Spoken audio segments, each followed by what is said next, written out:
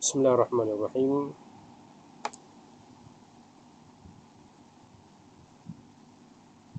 Alhamdulillahirabbil alamin.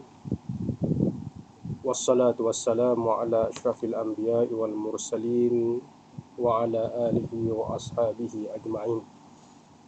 Qala rabbi shrah li sadri wa yassir li amri wahlul 'uqdatam min lisani yafqahu qawli, amma ba'd. Tuan-tuan dan puan-puan sekalian, baru ini kita dikejutkan dengan pendedahan oleh Menteri Keuangan berkenaan dengan 101 projek direct nego yang berlaku di zaman PH menjadi kerajaan selama 22 bulan yang berjumlah sekitar 6.1 bilion sebagaimana yang kita ketahui berlaku baru-baru ini. Jadi tuan-tuan dan puan sekalian, persoalannya 6.61 bilion yang berlaku baru-baru ini. Jadi tuan-tuan dan puan sekalian, apa yang perlu kita teliti di sini ialah adakah projek-projek kerajaan yang bernilai 6.61 bilion yang diberikan secara direct nego bukan melalui open tender itu positif ataupun negatif untuk rakyat sebenarnya. Kalau kita teliti sebenarnya, direct nego ada negatifnya, open tender pun ada negatifnya, dan kedua-duanya sebenarnya boleh menguntungkan hanya kapitalis-kapitalis sahaja. Baik. Apa negatif untuk rakyat dan positif untuk kapitalis dari kedua-dua cara tersebut? Open tender biasanya akan dimenangi oleh syarikat-syarikat yang established, strong dan kapitalnya kuat. Jadi, ciri-ciri ini sebenarnya menjadikan open tender hanya dimenangi projek-projek oleh mereka-mereka yang bersifat ataupun oleh golongan kapitalis-kapitalis yang menyebabkan akhirnya golongan-golongan baru di kalangan putera akan terkebelakang. Itu negatifnya. Adapun negatif dari segi direct nego ialah projek-projek hanya dimonopoli oleh kroni-kroni dan dimonopoli oleh ahli-ahli politik ataupun syarikat-syarikat yang ada hubungan dengan ahli-ahli politik sahaja. Terutamanya apabila syarikat-syarikat yang memberikan komisen secara off record, maka mereka lebih berpotensi untuk mendapatkan projek secara direct nego. Jadi kedua-duanya sebenarnya adalah negatif kepada rakyat dan kedua-duanya juga adalah positif kepada golongan-golongan kroni dan pemodal-pemodal.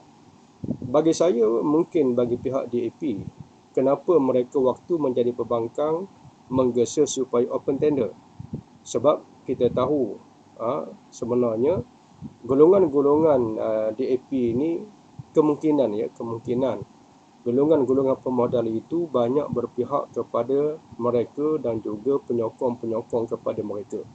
Jadi oleh kerana itu, jikalau berlakunya open tender, bermakna golongan-golongan yang ada modal yang besar lebih berpotensi untuk memenangi tender-tender kerajaan.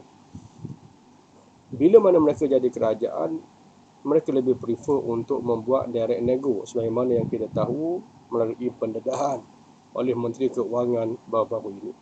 Jadi saya tak nak ulas panjang tentang positif dan juga negatif sebab di sana ada beberapa pandangan dan asas-asas syariat yang saya rasa perlu kita lihat secara bersama dalam isu yang kita cuba bincang pada malam ini.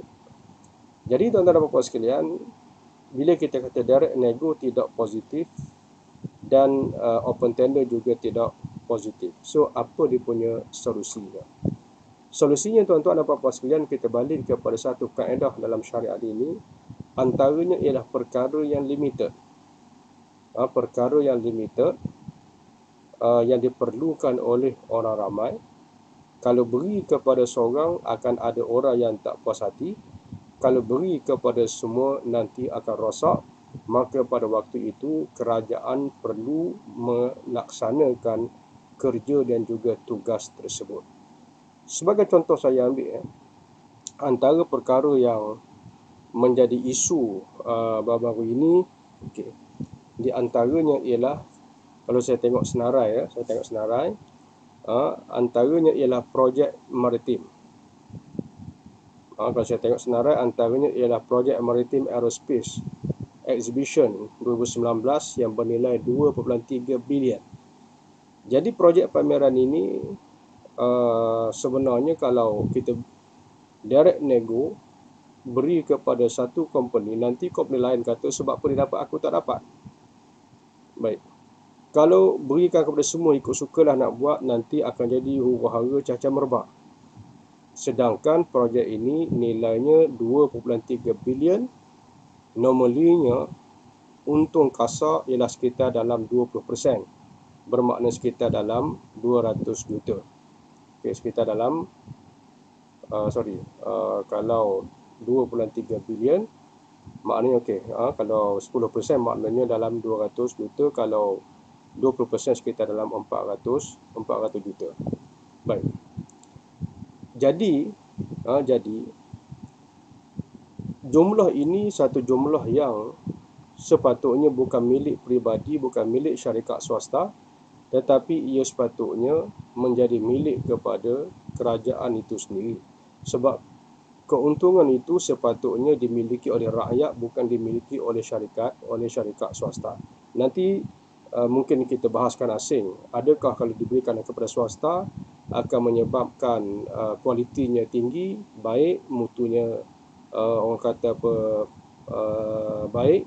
Bila beri kepada kerajaan mutunya tak baik, itu saya rasa kita bahaskan asing, sebab itu satu topik yang bagi saya besar, yang perlu kita cuba bincang secara fakta dan juga cuba bincang secara lebih mendalam. Baik, cuma saya nak sebutkan di sini ialah cara projek direct nego itu negatif, open tender juga ada negatifnya, maka perkara yang limited sources, limited dari segi services yang diperlukan oleh orang ramai ataupun menjadi projek kepada publik, maka sepatutnya ia dimiliki dan dilaksanakan oleh pihak kerajaan. Itu contoh yang pertama. Jadi sama juga contohnya saya ambil kontrak supply ink, toner, pencetak spare part pesawat dan lain-lain yang saya kira tak kurang 500 juta. Tak kurang 500 juta. Jadi sebahagian perkara ini sebagai contohnya macam ink, toner dan seumpamanya, saya sendiri pun adalah peniaga kepada barang-barang ini yang saya ambil direct daripada China. Barang-barang ini tuan-tuan dan puan-puan sekalian, kalau saya ambil direct daripada kilang di China, sebenarnya untung dia tak kurang 50%. Tapi saya tak main projek-projek sebab saya merupakan orang politik. Jadi bagi saya, kalau saya masuk projek, mungkin saya rasa macam bias. Jadi saya elakkan projek-projek yang seperti ini. Jadi oleh kerana itu, saya nak sebutkan bahawa projek-projek yang supply ini merupakan satu kerja yang bagi saya cukup mudah sebenarnya. Mana contoh saya ambil, kalau saya ada syarikat, di sana saya tahu ada jual ink, kenapa tiba-tiba saya beli ink itu oleh orang tengah? Orang tengah tadi kalau dia dapat projek tadi, nanti kalau beri dekat dia, orang tanya sebab apa dia dapat, aku tak dapat. Contoh kalau kita ambil secara direct nego sebagai contoh. Kalau kita berikan kepada open tender, bermakna orang yang ada modal besar dia akan menang sebab dia akan beli kuantiti yang besar dengan modal yang besar, maka dia akan dapat harga yang murah. Jadi maka dia akan menang. Jadi dua-dua tadi tak baik, tapi secara hakikatnya sepatutnya saya tak beri kepada swasta. Saya sebagai kerajaan ataupun dalam masalah kalau kita syarikat swasta, bodoh kalau kita beli dengan orang tengah sebab kita boleh beri direct sebenarnya.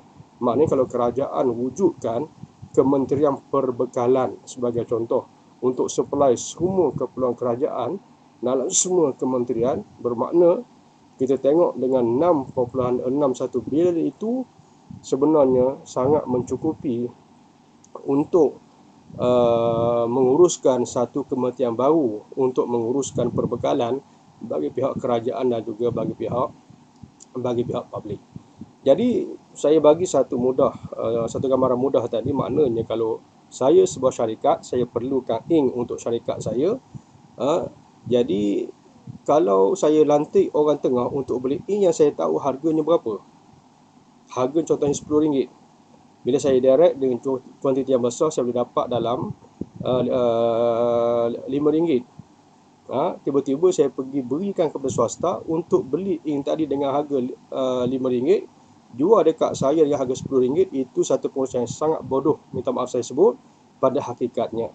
Sama juga dengan cara kerajaan hari ini, sepatutnya perkara-perkara ini tak perlu diswastakan dan sepatutnya perlu ditubuhkan satu kementerian yang mungkin kita boleh namakan sebagai Kementerian Perbekalan untuk membekalkan semua keperluan kerajaan seperti ink, toner, spare part pesawat dan seumpamanya.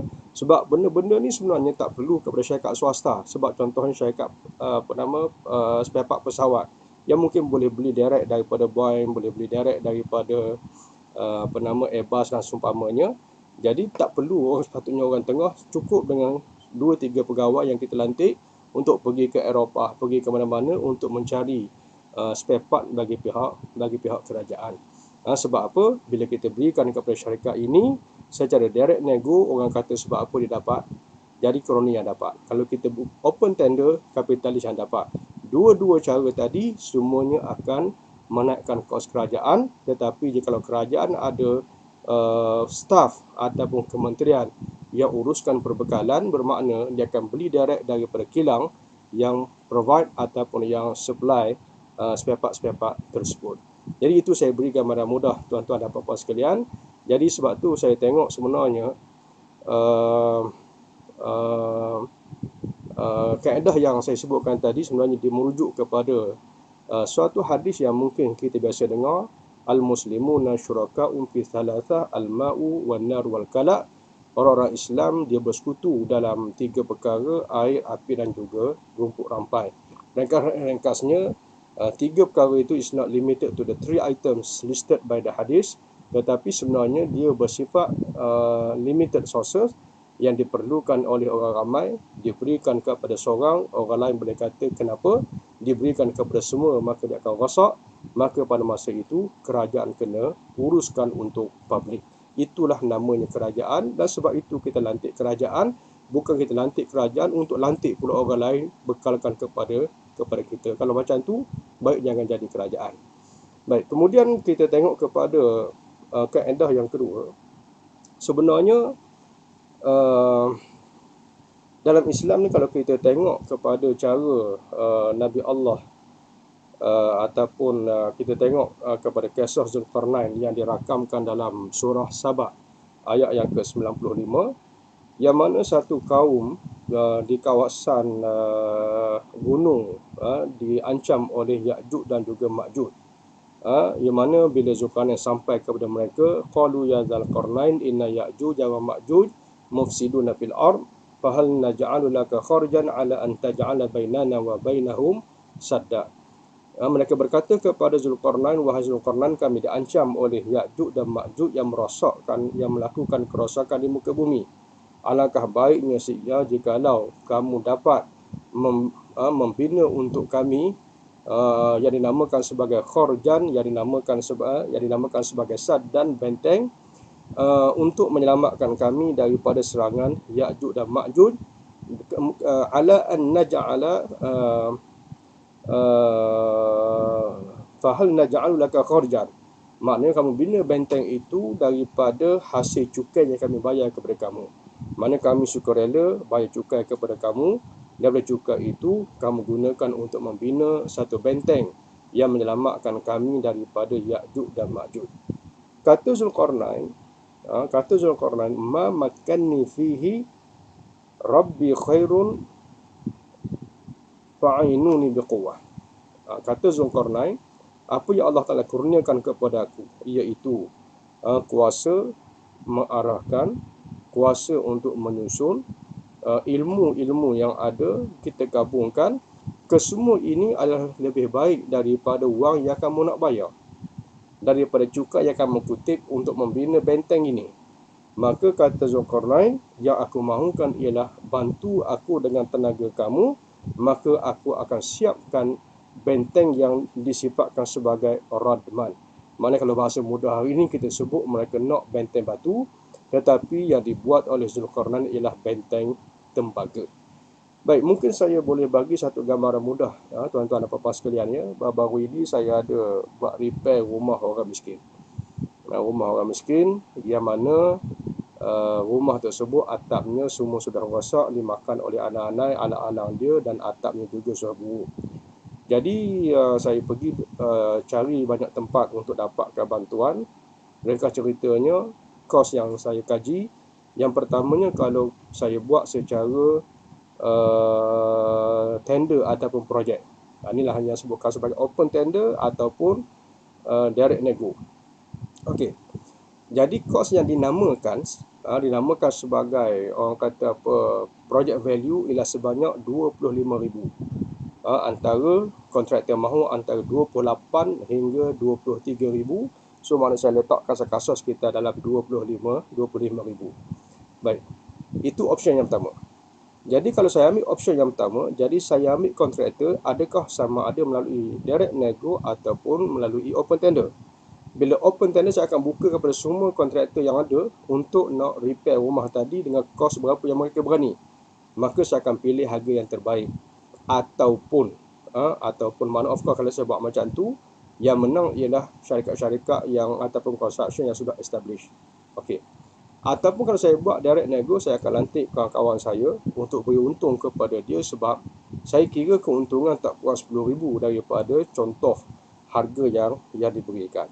Jadi maknanya tuan-tuan dan puan-puan sekalian, kalau saya buat sama ada open tender ataupun direct nego untuk harga 25,000 project value, bermakna kedua-duanya itu saya akan keluarkan wang sebanyak 25,000 untuk nak repair rumah yang sama. Ataupun option yang kedua ialah saya tak beri kepada mana-mana syarikat, tetapi saya sendiri yang buat atas dasar orang kata atas dasar projek. Jadi saya berani untuk ambil projek itu dengan harga 15,000. Jadi saya tak buka tender kepada siapa-siapa. Saya sendiri yang buat atas syarikat saya sebagai contoh, untuk saya susun orang-orang kerja, dan saya charge 15,000. 15,000 itu saya gunakan duit daripada orang ramai. Baik. Suma 15,000 itu sebenarnya terbaik nak banding dengan open tender atau direct nego berdasarkan kepada project value. Tetapi apa yang saya buat, saya tak gunakan option yang pertama, iaitu project open tender ataupun direct nego. Saya tak gunakan option yang kedua, iaitu saya buat secara charity tapi saya ambil untung dalam 45,000. Okey. Tetapi saya ambil ialah cara Zulkarnain. Apa makna cara Zulkarnain? Mana duit itu tak penting, yang pentingnya ialah kepandaian untuk buat rumah tadi, repair dengan cara yang terjimat, dengan kos yang terbaik, dengan mutu yang maksimum yang kita mampu. Baik. Jadi apa yang saya buat? Yang saya buat ialah saya upah tenaga-tenaga yang terbaik. Dengan harga, contohnya saya upah satu kepala dengan harga RM100, dua orang kata pekerja kun yang harganya RM80 satu hari. Baik, so maknanya total dengan barang yang saya beli sendiri tanpa ambil untung. Bayangkan, maknanya kalau saya sebagai kerajaan, maknanya saya gunakan wang kerajaan yang ada, saya upah direct pekerja-pekerja, bukan saya sub kepada company. Jadi kos yang saya habis dalam pembinaan rumah baru ni ialah sebanyak sekitar dalam 8,700 lebih. Ataupun maknanya sekitar 9,000 saya habiskan wang untuk nak repair rumah dengan kualiti yang sama, saiz yang sama, yang digunakan untuk saya berikan projek tadi kepada syarikat, kepada swasta, kepada melalui open tender ataupun direct nego yang bernilai 25,000. Bermakna saya sudah jimatkan wang rakyat sebanyak 15,000. Jadi tuan-tuan dan puan-puan sekalian, itu sampel mudah yang saya ambil. Jadi sebab itu sepatutnya kalau kita gunakan option yang ketiga, tak timbul isu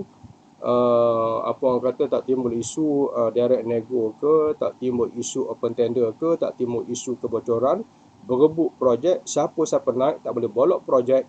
Kenapa? Semua projek-projek itu direct di bawah kerajaan.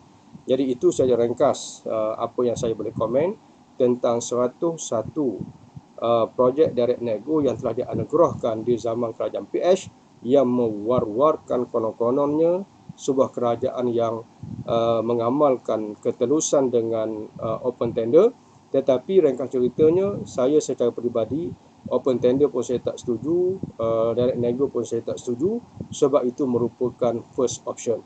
Second option lebih baik, tetapi third option iaitu cara Zulkarnain membina benteng yang mempertahankan kaum tadi dapat serangan Ya'juj dan Ma'juj, iaitu antaja'al fa'inuni biquwwah, hendaklah kamu bantu aku dengan tenaga.